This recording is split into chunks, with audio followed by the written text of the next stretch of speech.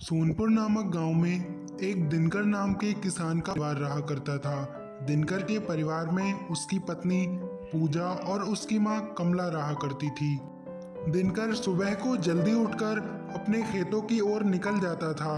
दिनकर अपने खेतों में सब्जियां उगाता और बाजार में बेचता था। इसी से दिनकर का गुजारा चलता था। सासू माँ, आज खाने में क्या बना लूं? मेरा तो मन छोले भटूरे खाने का हो रहा है। क्या आपके लिए भी छोले भटूरे ही बना दूं? हाँ बहू, जो तेरा दिल करे वही बना ले। और दिनकर के लिए भी छोले भटूरे ही बना लेना। उसको छोले भटूरे खाना बहुत ज्यादा पसंद है। दिनकर की पत्नी जल्दी ही छोले भटूरे का सामान इकट्ठा करती है और छोले के लिए सब्जियां काटने लगती है।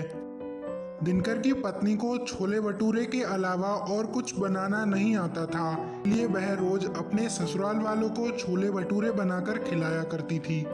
सासू माँ, मैंने खाने में छोले भटूरे बनाकर रख दिए हैं। अब मैं काम पर जा रही हूँ, नहीं तो मालकिन मुझे डांटेगी। आप खाना खा लेना।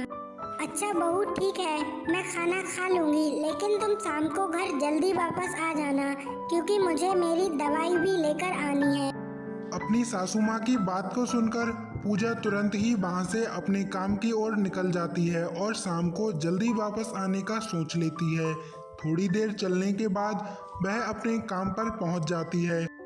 पूजा, आ गई तुम। अब चलो तुम जल्दी से काम पर लग जाओ। पूजा ने सबसे पहले घर की जल्दी से सफाई की और मालकिन के पास जाकर पूछने लगी। मालकिन, साफ सफाई का सारा काम मैंने कर दिया है। अब बताओ कि शाम के खाने में क्या बना दूं? पूजा, तुम्हारे मालिक बोल कर गए हैं कि पूजा से बोल देना कि वह मेरे लिए छोले भटूरे बनाकर तैयार कर ले। उनको आज छोले भटूरे खाने हैं। पूजा जल्दी से रसोई घर में चली जाती है और जाकर छोले भटूरे बनाने का सामान तैयार करने लगती है। जल्दी से पूजा छोले भटूरे बना लेती है। तब तक वहां पर पूजा का मालिक भी आ जाता है। आज खाने में क्या बन रहा है? बहुत ज्यादा अच्छी खुशबू आ रही है। मुझे तो लगता है कि पूजा आज छोले भटूरे बना रही है। हाँ, आप बोलकर गए थे कि पूजा से कह देना कि छोले भटूरे बना दे, तो मैंने पूजा से बोल दिया। वह छोले भटूरे बनाकर तैयार कर रही है। पूजा ने जल्दी से अपने मालिक और मालकिन दोनों के लिए एक एक छोले भटूरे की प्लेट लगाकर दे दी। पूजा, तुमने तो बहुत ज्यादा स्वादिष्ट छोले भटूरे बनाए हैं। मैंने नहीं सोचा था कि तुम इतने अच्छे छोले भटूरे बना लेती हो। बहुत ज्यादा स्वादिष्ट छोले भटूरे बनाए हैं। पूजा के मालिक ने उसकी ज्यादा तारीफ कर दी तो पूजा की मालकिन उससे चिढ़ने लगी थी। इस पूजा को अब काम से निकालना होगा। इसके मालिक इसकी कुछ ज्यादा तारीफ करने लगे हैं। थोड़ी देर बाद पूजा अपने घर पर पहुंच गई और उसने अपने पति के लिए फिर से छोले भटूरे बनाकर तैयार कर लिए थे। पूजा, मुझे बहुत जोरों की भूख लग रही है।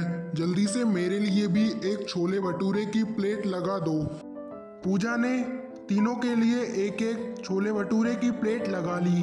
तीनों एक साथ बैठकर अपने छोले भटूरे एंजॉय करने लगे थे कि तभी बाहर जोर जोर से तूफान आने लगा और बारिश भी होने लगी थी। अब दिनकर को बहुत ज्यादा चिंता हो रही थी, कहीं उसकी सारी फसल बर्बाद ना हो जाए। माँ, मुझे अब चिंता हो रही है, कहीं फसल सारी बर्बाद ना हो जाए। बेटा, तू बिल्कुल भी चिंता मत कर। सुबह जल्दी तू खेत पर चला जाना और जाकर अपना खेत देख लेना कि फसल कैसी है। अगली सुबह दिनकर जल्दी उठ गया और अपने खेतों की ओर दौड़ा। दिनकर ने जब अपने खेतों की हालत देखी तो वह बहुत ज्यादा दुखी होने लगा और अपने खेत में ही रोने लगा। इधर दिनकर की पत्नी पूजा को उसकी मालकिन ने काम से निकाल दिया था, क्योंकि मालकिन के पति ने उसकी ज्यादा तारीफ कर दी थी। पूजा, हमारी तो सारी फसल बर्बाद हो गई। अब हम क्या करेंगे? हमारे पास तो अब खाने के लिए कुछ भी नहीं है। आप बिल्कुल भी चिंता मत करो, मेरे पास थोड़े से पैसे जमा हैं। मैं उन्हीं से कोई न कोई काम जरूर कर लूंगी। लेकिन पूजा, तुम अकेले कौन सा काम कर पाओगी? मैं तो कहता हूँ तुम छोले भटूरे बहुत ज़्यादा अच्छे बना लेती हो, तो क्यों ना हम दोनों छोले भटूरे का ठेला बाजार में लगा लें। दिनकर की पत्नी पूजा जल्दी से बाजार गई और बाजार जाकर सारा ठेले का सामान खरीद लिया। अगले दिन से दिनकर और पूजा ने छोले भटूरे का ठेला बाजार में लगाना शुरू कर दिया। भाभी जी, हमारे लिए भी एक छोले भटूरे की प्लेट लगा दो। पूजा ने दोनों के लिए एक एक छोले भटूरे की प्लेट लगाकर दे दी। उन दोनों ने पूजा के भटूरे की बहुत ज़्यादा तारीफ की। अब दिनकर और पूजा का काम काफ़ी ज़्यादा अच्छा चलने लगा था। उनकी अच्छी आमदनी भी होने लगी।